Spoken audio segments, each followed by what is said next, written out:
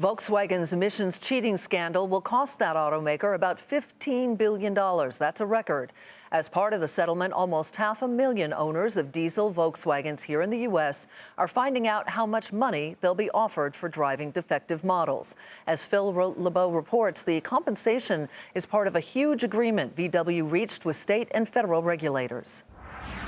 Volkswagen is paying a massive price for years of deceiving owners of diesel models about their cars' emissions. Volkswagen's settlement of civil charges totals $14.7 billion, with up to $10 billion paid to owners of diesel cars.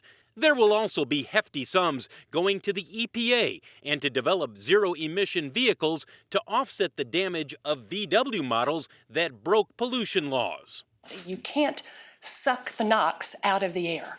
But what we can do is offset that damage by reducing pollution from future sources. Owners of defective VWs will be offered up to $10,000 and the option to keep their car and get it fixed or sell it back to VW at its value as of September last year. So if you take the buyback option on a 2010 Jetta sedan, you would get between $13,675 and $15,350. A 2015 Passat sedan owner could be paid just over $32,000 after selling their car back to Volkswagen.